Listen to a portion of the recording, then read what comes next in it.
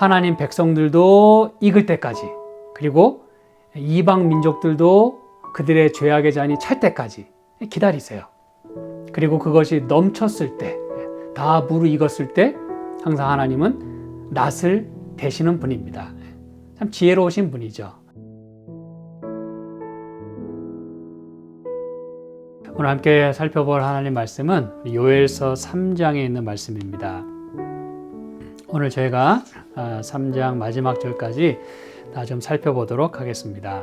지난 시간에 저희는 앞에 있는 그 절들을 통해서 그날 곧 내가 유다와 예루살렘에 사로잡힌 자를 돌아오게 할 그때에, 그래서 하나님께서 우리의 모든 행운을 돌이키시고 우리의 놓쳐버린 그런 모든 우리가 생각하는 행운들, 그런 것들을 다시 다 주님의 뜻 가운데서, 주님의 시간 속에서 다시 돌려주시는 그러한 모습을 저희가 살펴보게 되었습니다. 그리고 그런 모든 일들은 예수님의 강림과 또 성령의 강림하심으로 가능하게 되었고, 그리고 성경 약속대로라면 이제 또 늦은 비 성령님이 또 임하실 것이에요. 그렇죠? 그리고 하나님께서 열국을 심판하시고 또 믿는 자들을 다 신원하시고, 그리고 이제 하나님과 우리가 영원히 함께 새하늘과 새 땅에서 거하게 되는 그 놀라운 그 모든 그 축복들이, 약속들이 이루어질 것입니다. 그 모든 말씀들이 또 요엘서에서 또 기록이 됐다는 것은 참 놀라운 일입니다. 하나님께서 이제 여호사밧 골짜기로 다 모으라 이렇게 말씀하십니다. 여호사밧 골짜기 지난 시간에 말씀드렸지만 여호와께서 심판하신다, 그 뜻이라 그랬어요. 그래서 내 백성을 힘들게 했던 그 모든 나라들을 다시 이제 하나님께서 심판하시는 그런 모습을 보게 됩니다. 여러분, 여기 이제 4절부터 보시면은 두로와 시돈과 블레셋 사방아, 너희가 나와 무슨 상관이 있느냐? 너희가 내게 보복하겠느냐? 만일 내게 보복하면 너희의 보복하는 것을 내가 속속히 너희 머리에 돌리리니 곧 너희가 내 은과 금을 취하고 나의 진귀한 보물을 너희 신궁으로 가져갔으며 또 유다 자손과 예루살렘 자손들을 헬라 족속에게 팔아서 본 지경에서 멀리 떠나게 하였음이니라. 여러분, 사실 하나님께서 이 이방 민족들을 때로 사용을 하시는데, 그래서 이 유다 민족도 바벨론의 포로로 그렇게 잡혀가게 된 것이에요. 하나님께서 허락하셨어요. 왜냐하면 그 전에 계속해서 경고해 주셨고 또 앞으로 그렇게 될 일을 미리 다 얘기해 주셨는데 그들이 그걸 듣지 않았어요. 자기들 멋대로 한 것이죠. 하나님 말씀을 귀담아 듣지 않았어요. 하나님은 원래 그저 하나님이 안 계셨어도 이방 민족들은 그 나라를 침입해서 그렇게 포로로 잡아갈 원래 계획을 갖고 있고 원래 그런 사람들이에요. 그래서 하나님 미리 다 말씀해 주신 것이죠. 이런 일이 있을 것이니 미리 준비하고 내게로 돌아와라. 근데 그게 이루어지지 않았어요. 그래서 하나님은 때로 하나님의 시각에서 볼 때, 전체적인 성경의 시각에서 볼 때는 하나님이 이렇게 허락하신 것으로 우리가 이해를 하는 것이에요. 하나님이 이 성경에도 보면 그 이방 민족들을 막대기로 사용하셨다라고 말씀을 하십니다. 그런데 이제 문제는 뭐냐면 그들이 적당히 했어야 합니다. 제가 지난 시간에 잠깐 말씀드렸죠. 그렇죠? 적당히 이렇게 좀 예를 들어 겁을 주고 말았어야 되는데 이건 완전히 그냥 파멸 직전까지 가는 것이에요. 그리고 너희가 내 은과 금을 취하고 나의 진귀한 보물을 너희 신궁으로 다 가져갔다 그랬어요. 이 바벨론의 경우만 봐도요. 이건 물론 이제 그 전에 모든 일들을 다 포함하는 것입니다만 가장 그래도 큰 사건은 유다 민족이 바벨론에 포로 잡혀가는 일이었어요. 그렇죠? 그런데 그들은 그냥 예루살렘 성전 다 헐어버리고 그 안에 있는 모든 이 보물들, 그리고 하나님을 섬기는 데 필요한 모든 기구들을 우리가 일전에 살펴봤죠. 그렇죠? 하나님은 다 그걸 기억하고 계세요. 뭐 몇 개 가져가고 뭐 몇 개 가져가고 그걸 다 자기들이 가져가 가지고 자기들의 신을 숭배하는 데 썼다는 것이죠. 한마디로 이것은 신성모독인 것입니다. 하나님을 전혀 두려워하지 않는, 허락된 만큼만 막대기를 들었어야 되는데 이건 막대기로 막 휘저은 것이에요. 다 두들긴 것입니다. 게다가 유다 자손과 예루살렘 자손들을 헬라 족속에게 팔아서 본지경에서 멀리 떠나게 했다 그랬어요. 하나님 보실 때 이들은 도가 지나쳤고 자기들의 욕심에 그렇게 했고 또 자기들의 신을 과시했고 자기들의 힘을 과시하고 그렇게 멋대로 한 것이에요. 그래서 이제 하나님께서 말씀을 하십니다. 7절부터 내가 보라 그들을 너희가 팔아 이르게 한 곳에서 일으켜 나오게 하고 너희의 행한 것을 너희 머리에 돌리겠다. 그래서 너희 자녀를 이제는 거꾸로 유다 자손의 손에 팔리니 그들은 다시 먼 나라 스바 사람에게 팔리라. 나 여호와가 말하였느니라. 하나님이 이렇게 이제 갚아주시겠다는 것입니다. 자, 그러면서 이제 9절부터는요, 이 재미난 표현이 나옵니다. 11절까지. 너희는 열국에 이렇게 광포할지어다. 너희는 전쟁을 준비하고 용사를 격려하고 무사로 다 가까이 나와서 올라가게 할지어다. 이건 여러분, 이제 이 하나님 백성들에게 이방 민족들에게 이렇게 다 광포해라 이것입니다. 뭐라고 여기 선포하라 그랬어요? 전쟁을 준비하고 용사들 다 격려해가지고 다 가까이 와라 이거예요. 뭐하게? 한번 싸워보자 이거예요. 너희는 보습을 쳐서 칼을 만들지어다. 낫을 쳐서 창을 만들지어다. 약한 자도 이르기를 나는 강하다 할지어다. 마치 이 표현만 보면은 와 이거는 원래 하나님의 백성들이 해야 될 그런 표현들이에요. 그렇죠? 근데 지금 이게 지금 역으로 사용된 것이에요. 하나님께서 이방 민족들에게 이렇게 말하라는 것이에요. 너희는 보습을 쳐서, 보습이라는 건 여러분 뭡니까? 농경 기구입니다. 뭐 낫, 삽 뭐 이런 거 보습을 쳐가지고 칼을 만들으라 그랬어요. 이게 뭐 하라는 겁니까? 전쟁을 준비하라는 것입니다. 약한 자는 약한 척하지 말고 강하다 그리고 올라와라 그랬어요. 사면의 열구가 너희는 속히 와서 모일지어다. 여호와여 주의 용사들로 그리로 내려오게 하옵소서.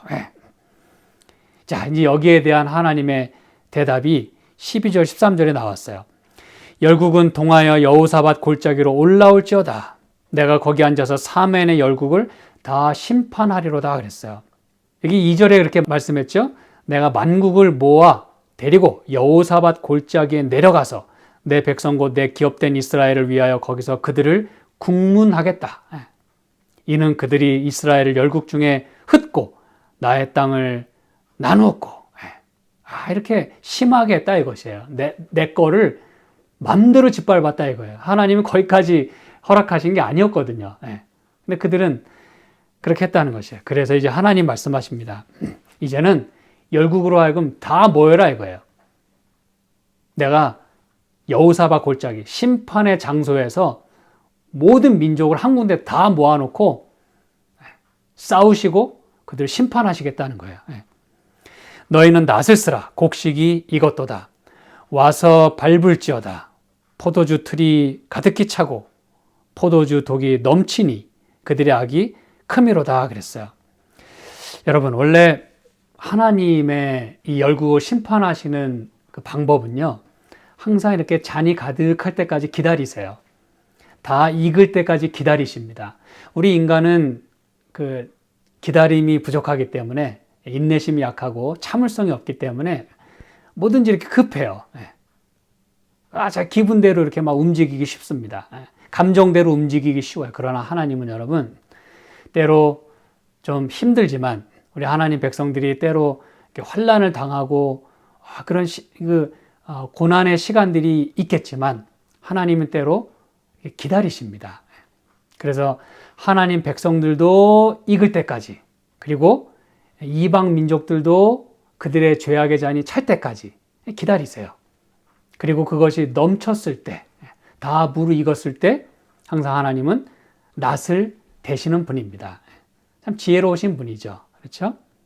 그리고 찾지는 않겠습니다만 창세기 15장에 보면 이스라엘 백성들이 애굽의 노예로 400년 혹은 신약의 표현대로라면 430년 동안 노예로 있게 될 때에 여러분 하나님은 그 기간 동안 뭐 한지 아십니까?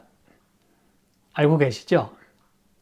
이방 민족들의 그 잔이 찰 때까지 기다리셨어요. 이제 창세기 15장에 다 나옵니다. 여러분 읽어보시기 바랍니다. 예. 그래서 그들의 그 죄악이 다 관영하게 됐을 때 이제 이스라엘 백성들을 애굽에서 나오게 하셔가지고 이제 그들을 통하여 이방 민족들을 정복하고 또 필요하다면 그들에게 하나님을 전파하도록 그렇게 계획을 하셨어요. 여러분 놀라운 일들입니다. 이건 하나님의 이 방법은 참 우리의 상상을 뛰어넘습니다.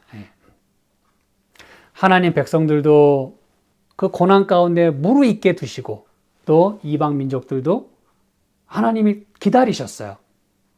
하나님을 혹 찾는 백성이 있는지 그리고 돌아올 어떤 기미가 있는지 그들이 하나님을 받아들일 어떤 그 여지가 있는지 다 지켜보셨어요. 그런데 그들은 끝내 그들의 죄악의 잔을 채운 것이에요. 자, 그렇게 해서 이제 하나님은 이렇게 역사하시는 모습을 봅니다. 곡식 익었다 그랬어요. 낫을 이제 태야 돼요. 포도주 틀이 가득히 차고 포도주 독이 넘치니 그들의 악이 크미로다. 이 죄악이 찰 때까지 찬 것입니다. 자, 여러분 원래 아까 말씀드렸지만 이 하나님 백성들 그리고 이사야서 2장 4절과 또 미가서 4장 3절에 보면 이제 미가 선지자가 이사야 선지자의 글을 또 인용하게 되는데 무슨 말씀이냐면 이사야 2장 4절에 있는 말씀 잠깐 보겠습니다. 이사야서 2장 4절 4절에 뭐라고 말씀했냐면 그가 이 열방 사이에 판단하시며 많은 백성을 판결하시리니 무리가 그 칼을 쳐서 보습을 만들고 그 창을 쳐서 낫을 만들 것이며 이 나라와 저 나라가 다시는 칼을 들고 서로 치지 아니하며 다시는 전쟁을 연습지 아니하리라 그랬어요. 이게 무슨 말인지 아시겠죠? 원래 창이 있었어도 그거를 뭐로 만들어라? 낫으로 만들어라 그랬어요. 그리고 칼을 쳐가지고 보습을 만들어라. 이 얘기는 살상 무기를 농경 무기로 바꾸라 이거예요. 더 이상 살육하는 일은 없게 되겠다는 말씀을 하시는 것입니다. 하나님께서 판단하시면 그분이 모든 민족을 판결하시고 심판하실 때에는 결과적으로 그런 일들이 있게 될 것이라 그것이에요. 그게 원래 하나님의 뜻이고 하나님의 나라의 속성 아닙니까? 그렇죠? 칼이 있으면 안 돼요. 창이 있으면 안 돼요. 그거를 녹여가지고 보습을 만들어야 돼요. 낫을 만들어야 돼요. 이 일은 2절에 보면 말일에 여호와의 전의 산이 모든 산 꼭대기에 굳게 설 것이요 모든 작은 산 위에 뛰어나리니 만방이 그리로 모여들 것이라 그랬어요. 이게 이제 여러분 여호와의 날에 있게 되는 그 말일에 이거는 이제 더 멀리 나아가서 예수님 재림하실 때에 그렇죠? 그리고 결과적으로 이 땅에 평화의 나라가 하나님의 나라가 도래하게 되는 그때 이 모든 것들을 다 이렇게 오버랩으로 보여주고 있는 것입니다. 어쨌든 하나님께서 이 말일에 종말에 모든 그 심판을 행하시는 여호와의 날에 하나님이 판결하시면 모든 창과 칼도 더 이상은 무용지물이 되겠다. 이렇게 말씀하시는 것이에요. 다시는 전쟁이 없겠다. 그런데 요엘서 3장에서는 이제 하나님께서 그 일을 이루시기 위하여 막바지 이제 마지막 전쟁을 치르시겠다 이것이에요. 여러분 이것은 무엇을 여러분 연상시키십니까? 이 말씀 뭘 연상시키죠? 요한계시록 16장에 나오는 아마겟돈 전쟁. 그렇죠. 모든 열국이 다 모이는 거예요. 특히 이제 사단이 또 다 모읍니다. 그리고 이런 일은 여러분 한두 번으로 끝나는 게 아니라 사단의 속성은 항상 집결해가지고 하나님을 공격하는 것이에요. 이 일은 또 한 번 있게 됩니다.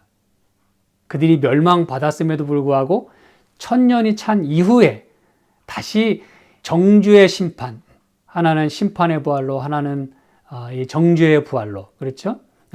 그렇게 일어나게 될 그 둘째 부활, 그때 이 사단은 또 일어난 그 악인들과 더불어 저 성을 치자 이래가지고 또 엄청난 힘을 모으고 하나님을 공격합니다.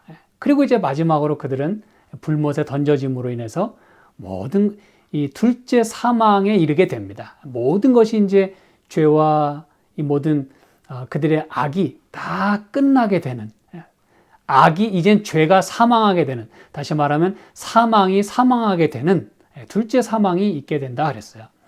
그때까지 여러분 사단은 쉬지 않습니다. 이런 일들이 이제 계속해서 일어나게 되는 것이에요. 어쨌든 하나님은 다 모으라 그랬어요. 여호사밧 골짜기. 그러면서 이제 14절에 이렇게 말씀합니다. 사람이 많으며 판결 골짜기에 사람이 많으며 판결 골짜기에 여호와의 날이 가까우미로다. 그렇습니다, 여러분. 이건 요한계시록에서 말하는 그 마지막에 있는 그 모든 사건들을 아주 분명하게 여기서 묘사하고 있다는 사실입니다. 여러분, 이렇게 요엘 선지자에게 이런 그 비전을 주셨다고 하는 것, 하나님께서 이런 말씀을 주셨다고 하는 건 놀라운 일이에요. 예수님이 땅에 오시기 수백 년 전에, 성령께서 강림하시기 수백 년 전에, 그리고 이런 그 판결 골짜기에서 일어나게 될 그 모든 여호와의 날의 그 심판이 있기 수천 년 전에 이런 말씀이 주어졌다는 건 참 하나님의 자비이자 참 그분의 놀라운 그 세상의 역사를 주관하시는 모습을 보게 됩니다. 이런 일들이 이루어졌고 이루어지고 있고 또 이루어질 것입니다. 그렇죠? 사람이 많다 그랬어요. 하나님을 대적하고 또 다른 말로 이런 심판을 받을 사람들이 많겠다라고 말씀을 하시는 것입니다. 해와 달이 캄캄하며 별들이 그 빛을 거두도다.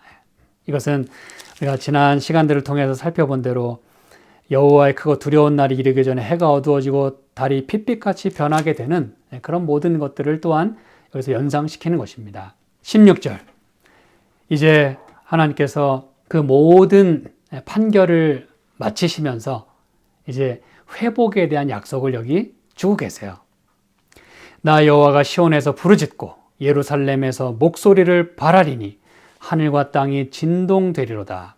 그러나 나 여호와는 내 백성의 피난처 이스라엘 자손의 산성이 되리로다 그랬어요. 여러분, 원래 하나님께서는 이 시온에 대하여 예루살렘에 대하여 그렇게 서셨던 분이에요. 왜요? 그들이 하나님을 떠났거든요. 그렇죠? 하나님의 성령도 그들을 떠날 수밖에 없었던 그들의 상태였어요. 그런데 이제는 시온과 어게인스트 하는 게 아니라 시온에서, 여러분 이 표현을 잘 기억하셔야 됩니다. 시온에서 부르짖고 예루살렘에서 목소리를 발하겠다 그랬어요. 그 얘기는 이제 하나님의 임재가 그 시온과 예루살렘에 있겠다라고 하는 걸 말해주는 것입니다. 이 뒤에도 이제 그런 말씀이 나와요. 하늘과 땅이 진동되리로다. 내 백성의 피난처가 되겠다. 이제 좀 멀리 떨어져서 좀 이렇게 정신 차리도록 하나님께서 그 어떤 일정한 기간들을 허락해 주셨는데 이제는 다시 품으시고 이제 그들의 또 피할 바위가 되시고 피할 산성이 되시고 그 백성의 피난처가 되시겠다라고 약속을 하시는 것이에요. 그런즉 너희가 나는 내 성산 시온에 거하는 너희 하나님 여호와인 줄 알 것이라. 예루살렘이 거룩하리니 다시는 이방 사람이 그 가운데로 통행하지 못하리로다 그랬어요. 여러분, 이게 하나님의 약속입니다. 내가 이제 내 성산 시온에 거하겠다 그랬어요. 내 성산. 원래 1장에서부터 계속 그분은 이건 내 땅이라고 말씀하셨어요. 그렇죠. 내 민족, 내 땅. 그렇기 때문에 난 너희를 포기할 수가 없어. 너희가 짓밟히는 거 원하지 않아. 그런데 그들은 끝내 하나님을 멀리 떠나고 짓밟힘을 당했어요. 그런데 하나님께서 다시 말씀하십니다. 내 성산, 내 땅, 내 백성, 다시는 이방 사람이 그 가운데로 통행하지 못하겠다. 이 메뚜기 떼가 여러분 그냥 네 차례나 다 짓밟고 싹쓸이하고 다 갉아먹고 그냥 다 훑고 지나갔어요. 살아남을래야 살아남을 수가 없는 그런 상황입니다. 그러나 하나님은 항상 남는 자를 갖고 계시겠다라고 우리가 살펴봤어요. 그렇죠? 네. 그래서 이제 그 남은 사람들에게는 다시는 이방 사람이 그 가운데로 통행하지도 못하게 하시겠다 그랬어요.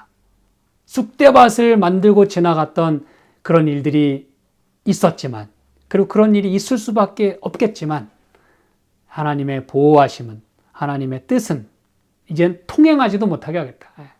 18절, 그날에 산들이 단 포도주를 떨어뜨릴 것이며 작은 산들이 젖을 흘릴 것이며 유다 모든 시내가 물을 흘릴 것이며 여호와의 전에서 샘이 흘러나와서 시딤 골짜기에 대리라 그랬어요. 그러면서 그러나 애굽은 황무지가 되겠고 에돔은 황무한 들이 되리니 이는 그들이 유다 자손에게 강포를 행하여 무죄한 피를 그 땅에서 흘렸음이니라 그랬어요.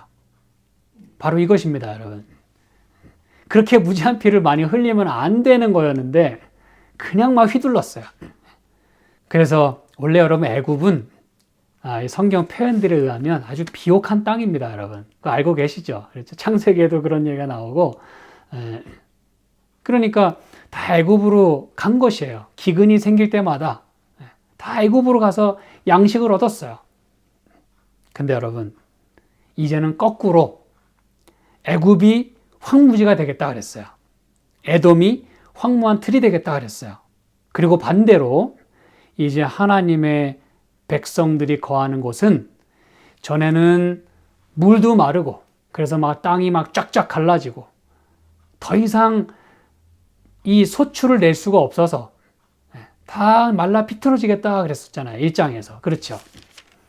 그 유명한 나무들이 다 쓰러지겠다 그랬어요.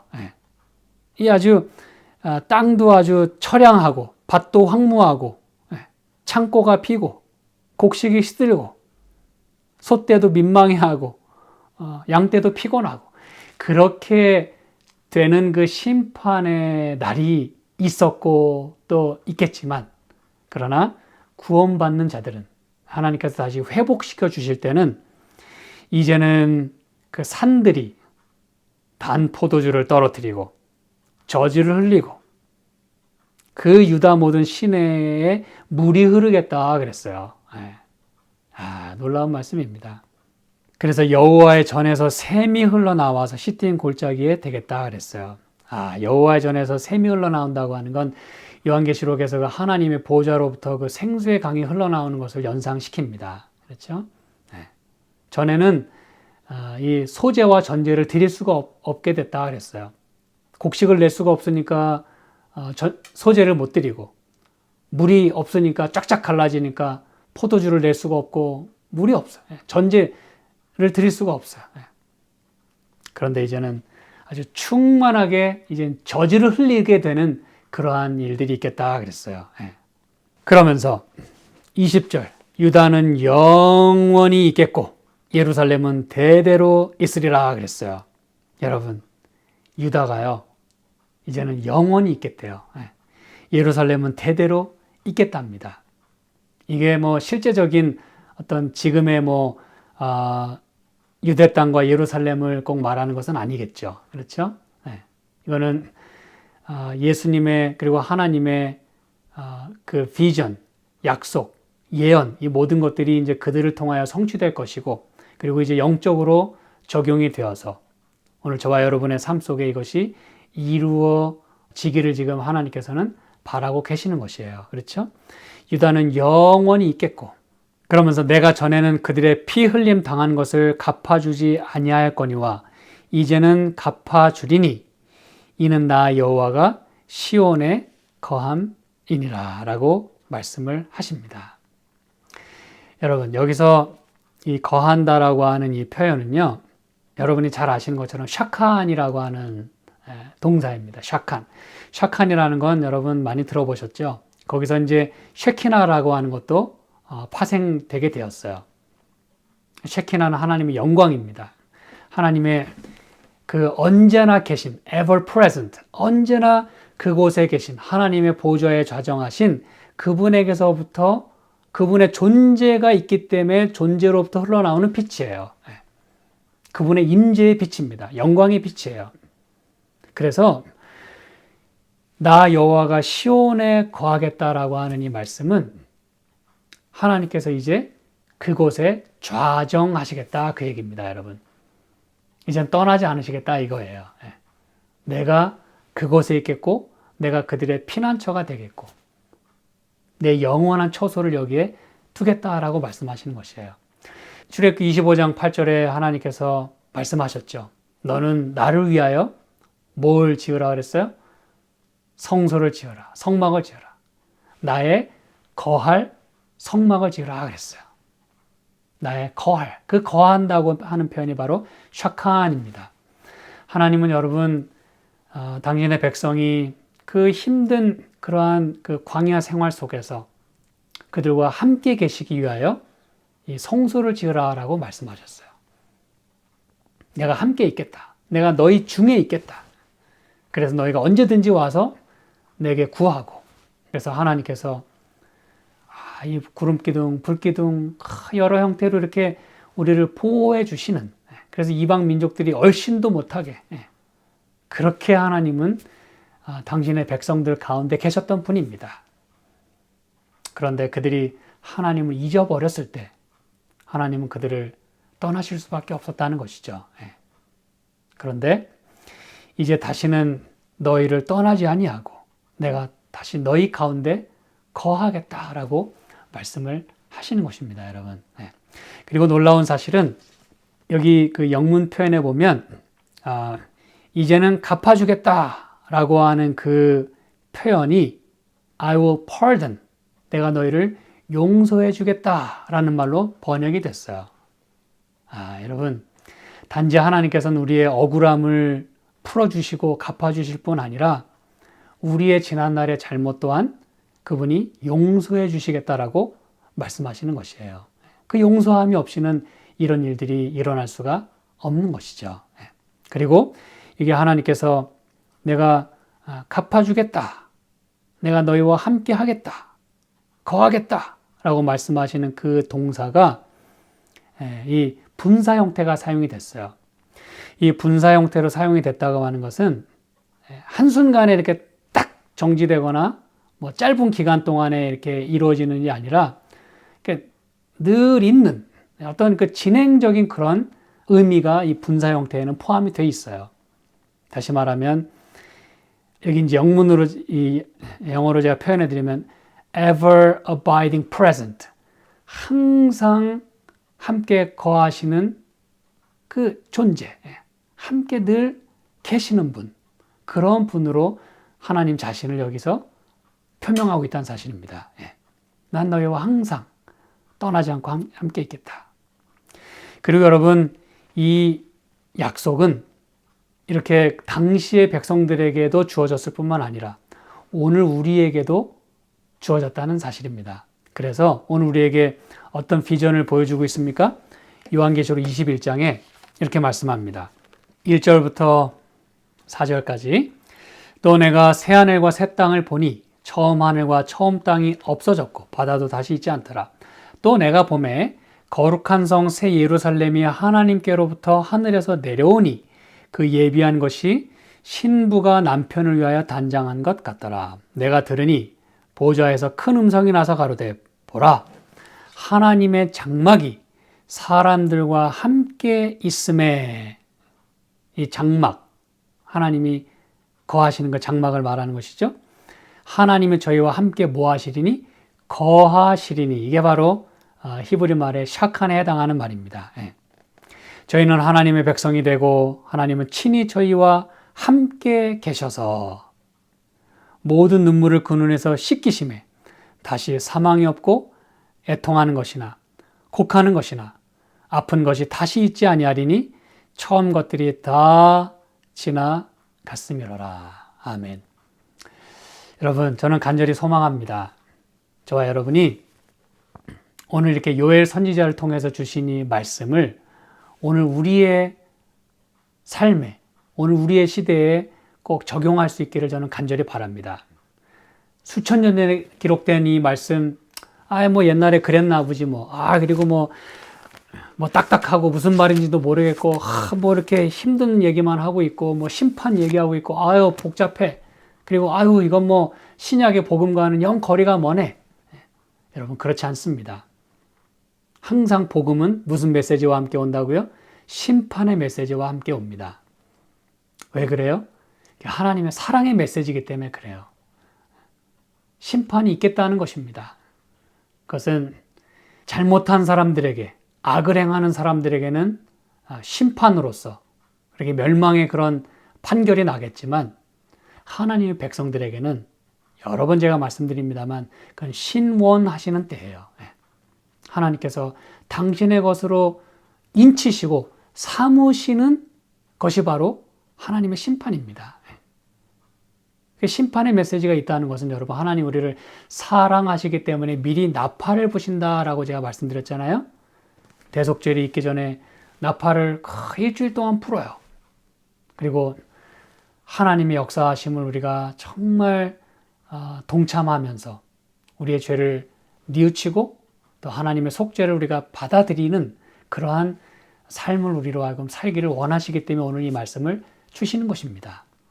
그리고 이 말씀 가운데는 심판의 메시지와 더불어 예수님에 대한 예언과 성령 하나님에 대한 놀라운 비전이 이 가운데 들어있음을 우리가 확인해 봤습니다. 그렇죠?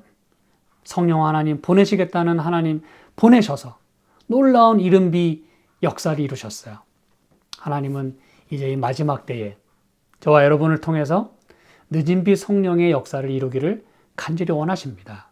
그리고 우리가 잘 준비되어서 하나님의 인을 맡고 하나님 말씀대로 순종함으로 인하여 모든 망가졌던 것들이 다시 회복이 되고 다시 좀 정돈이 되고 내가 이해하지 못했던 많은 그 피스들, 왜 하나님이 이때 나에게 이런 일을 허락하셨고 왜 저 때는 이렇게 나를 힘들게 하셨을까?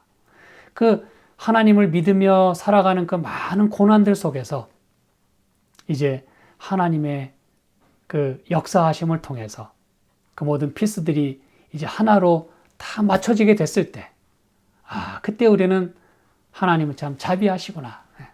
하나님은 참 고마운 분이구나. 그 하나님을 우리가 그렇게 해서 찬양하게 될 줄 저는 믿습니다.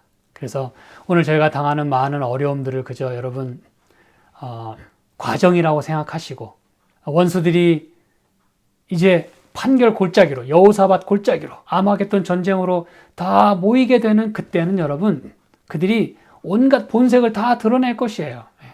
있는 거 없는 거 다 퍼볼 것입니다. 하나님이 허락하신 것 이상으로 그들은 칼을 휘두를 거예요. 자칫 우리는 그 칼에 상할 수도 있어요. 죽을 수도 있어요. 그러나 신앙을 끝까지 우리가 잘 지키게 된다면 하나님께서 분명히 약속하신 이 구원 그리고 이 놀라운 상급 이것이 우리에게 주어질 줄 저는 믿습니다. 그래서 새하늘과 새 땅에서 우리가 하나님과 더불어 하나님은 우리의 하나님이 되시고 우리는 하나님의 백성이 되고 그래서 하나님이 우리 가운데 거하심에 우리가 영원토록 하나님과 함께 살 뿐 아니라 우리의 모든 눈에서 눈물을 씻기시고 죄와 고통과 사망을 이제 끝내시는 하나님의 역사를 저와 여러분이 꼭 그 자리에서 경험할 수 있게 되기를 간절히 소망합니다. 그래서 요엘의 말씀이 오늘 우리에게 복음이 되기를 간절히 소망합니다. 함께 기도하실까요? 하나님 아버지, 세 장에 걸쳐서 놀라우신 하나님의 사랑과 그 자비의 마음을 저희가 여러 주에 걸쳐 살펴볼 수 있는 특권을 가졌습니다. 하나님, 때로 딱딱하게 느껴지고 또 불편하게 느껴질 수도 있는 그런 매우 엄중한 기별들이 사실은 우리를 사랑하시기 때문에 그 어미의 마음으로 아비의 마음으로 손을 뻗치며 그렇게 외치시는 주님의 모습을 저희가 떠올리게 되면서 그저 사랑의 하나님께 이렇게 감사를 드릴 수밖에 없습니다. 하나님, 아직도 저희를 사랑하셔서 버리지 않으시기 때문에 우리를 놓지 않으시기 때문에 이런 투쟁과 이런 갈등도 있는 줄 믿습니다. 하나님, 주님께서 보여주신 그 놀라운 상급을 우리의 마음속에 기리면서 이 모든 힘든 시간들, 또 환난의 시간들, 또 고통의 시간들, 전쟁의 이 마지막 싸움의 시간들을 저희가 잘 견뎌낼 수 있도록 은혜를 베풀어 주시옵소서. 마침내 주님과 함께 영원히 살 수 있게 되길 저희가 간절히 소망하며 이날 주신 이 축복의 시간들을 저희가 주님과 더불어 또 가족과 더불어 또 필요하다면 다른 사람과 더불어 잘 보낼 수 있도록 은혜 베풀어 주시기를 예수님의 이름으로 기도합니다. 아멘.